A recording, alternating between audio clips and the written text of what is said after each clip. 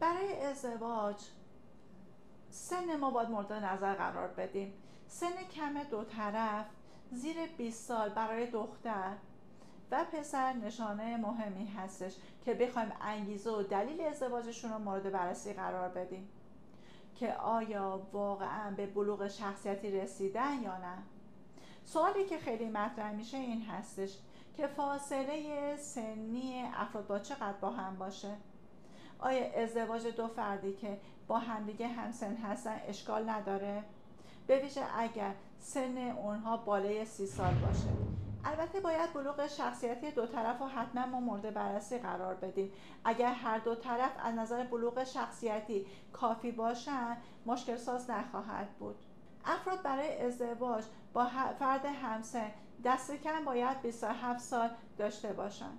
آقایان به لحاظ سنی از خانم ها بزرگتر هستند چون بلوغ عاطفی خانم ها زودتر اتفاق میافته. برای مثال یک خانم 22 ساله در مقایسه با یک پسر 22 ساله پختگی بیشتری داره.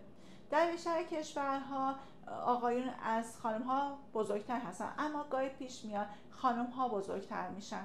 اگر قرار باشه خانم بزرگتر باشه باید حداقل آقا سنش 30 ساله باشه و این فاصله سنی نباید بیشتر از 5 سال باشه. اگر مشکلات روانی، ناپخته بودن، از نظر عاطفی وجود داره و شخص دچار اختلال شخصیت هستش ماجرا فرق میکنه. آقایی که 33 سال داره به بلوغ عاطفی نرسیده حتی اگر 10 سال از یه خانم بزرگتر باشه بازم میتونه بر مشکلاتی بر ازدواج ایجاد کنه. ما گاهی میبینیم فرد متأهلی که میان برای مشاوره ازدواج. با این افراد اصلا ما نباید مشاوره داشته باشیم. باید همسرش رو ببینیم. همسر اولش حتما باید بدونشون که ازدواج کنه. خیلی وقتا میان میگن ما در آستانه جدایی هستیم و به توافق رسیدیم بر جدایی.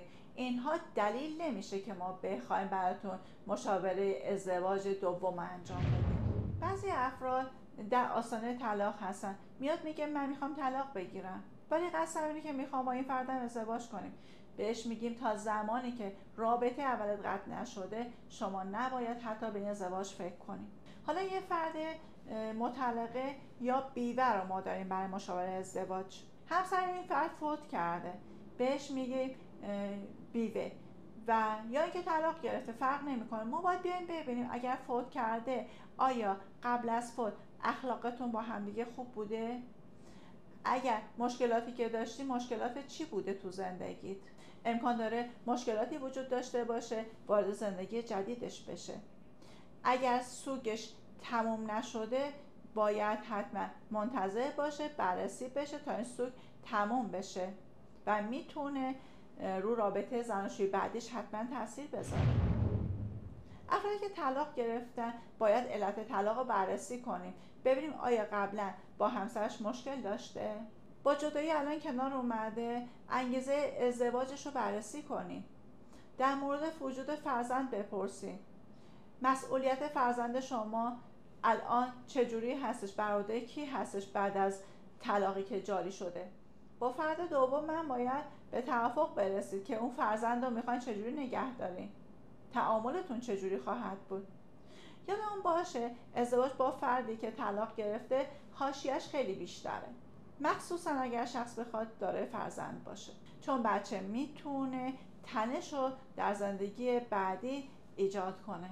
حالا میخوایم ببینیم در این وضعیت تحصیلی دو نفر که میخوان با هم ازدواج کنن باید بررسی بشه اختلاف زیاد در سطح تحصیلات دو نفر، به ویژه زمانی که تحصیلات خانم بیشتره، چه مشکلاتی رو میتونه ایجاد کنه. اونچه که در کتاب نوشته شده در این زمینه میگن متخصصین در این زمینه نظر دارن زن پزشک هستش، آقا دیپلم هستش. جایز نمیدونم مگر اینکه مرد امتیازات خاصی داشته باشه، درآمد خوب، منصب بسیار بالا، شرکت مدیر عامل شرکتی بخواد باشه که بخواد اون تحصیلات رو پوشش بده، وگرنه اختلافات بین این دو نفر بالا خواهد گرفت. حالا در مورد شغل بررسی کنیم. شغل در مقایسه با تحصیلات مسلماً از اهمیت بسیار بالاتری برخورداره.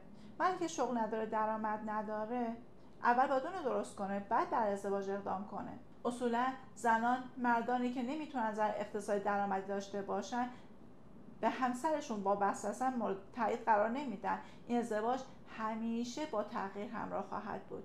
ازدواج مرد بیکار و فاقد درآمد با زن شاغل و پردرآمد اشتباه هستش. گاهی اوقات افرادی اما داریم که در بین زندگی دچار مشکل شدن و این مشکل به زودی حل خواهد شد و از شاغل میشن. حالا باید ببینیم دو نفر میخوان ازدواج کنن، آیا تحصیلات و شغل والدین هم تاثیرگذار هستش؟ ما میگیم خانواده دو طرف باید حداقل تا اندازه هم سطح همدیگه باشن. اگر یکی از والدین در سطح بالا بخواد باشه، تحصیلات عالیه داشته باشه، اون که پایین، این بی‌تناسبی در خانواده میتونه مشکل ساز بشه. امکان داره وقتی با هم بشینن جایی حرف مشترکی با هم دیگه نداشته باشن بزنن. پولدار بودن والدین کم سواد تا اندازه‌ای شاید بتونه تأمین کنه و سواد اونها رو پوشش بده، اما نمیتونه در مورد بررسی مسائل صحبت کردن تاثیر بذاره. شغل والدین مهم هستش. یه خانواده شغل پردرآمد داره، ثروت بسیار بالایی داره، یکی دیگه کم درآمد هستش، مشکلات زیادی رو در خانواده اینها دارن. در ارتباط تحصیلات و شغل اگر بخوایم در این مورد بگیم، باید با همدیگه نزدیک باشن تقریبا. اما اگر دو طرف اهل ایمان و تقوا باشن، تقریبا براشون زیاد تاثیرگذار نیستش این قضیه. مسئله بعدی دین هستش. اگر هر دو پایبندی به دین داشته باشند، تفاهم بالاست بینشون. اما اگر یکی از دو طرف دیندار قوی باشه و اون یکی نباشه، دچار مشکلاتی خواهند شد، چون سری مناسکی رو دارن، سری مراسمی رو دارن که اون اصلا تمایلی به این مسائل نداره، اون شخصی که نداره دین رو. تفاوت‌های قومی چجوری تاثیرگذار هستن؟ ازدواج دو فرد از دو قوم متفاوت با توجه به سن و محل سکونتشون فرق میکنه. اگر هر دوشون کم سن باشن، در یک محیط کوچک باشن، آداب و رسومش رعایت شده باشه، دچار مشکل میشن. اما اگر این دو نفری که در شهر بزرگ بخوام باشن، سنشون میان سالی باشه، آداب و رسوم کمتره و با هم کمتر مشکلی پیدا میکنن. تعداد فرزندان یک خانواده میتونه تاثیرگذار باشه. چه جوری؟ اگر کسی با یک خانواده پرجمعیت زندگی میکنه، باید تعامل سازگاری با افراد بیشتری داشته باشه و خودش آماده کنه. در این میان باید مشاور چیکار کنه؟ در صورت مشاهده تفاوت‌های مهم بین دو نفر، باید مشاور کاری که انجام میده این باشه: تفاوت‌ها رو بهشون گوشزد کنه. بهترین پیامد این رفتار چه خواهد بود؟ تو با چنین خانواده‌ای میخوای ازدواج کنی؟ به نظر خود پیامدش در آینده چی هستش؟ اگر شما جای اون مشاور بودید، به چنین ازدواجی تعمید دادید، میگفتید این کار انجام بدید شما؟ یه فن دورنما میتونید ازش استفاده کنید. پس از چند سال در تولد فرزندتون باشه، میخواین هر دو خانواده رو دعوت کنید، حرف مشترکی دارن که میخوان کنار هم دیگه بشینن؟ اگر دوست شما بخواد ازدواج شبیه به شما کنه، شما بهش چی میگید؟ آیا به نظر شما 1 سال، 5 سال، 10 سال بعد وضع شما با این اختلافات چگونه خواهد بود؟ ما تفاوت‌ها رو بهشون گفتیم، از فنون هم استفاده کردیم که آگاهشون کنیم و نشونش دادیم که بعد بدونیم نظرات اون موقع در دوردست چه خواهد بود. وظیفه ما به عنوان یک روانشناس تفاوت‌ها رو نمایش دادن هستش، بعد خودشون تصمیم میگیرن که قراره چه کاری انجام بدن.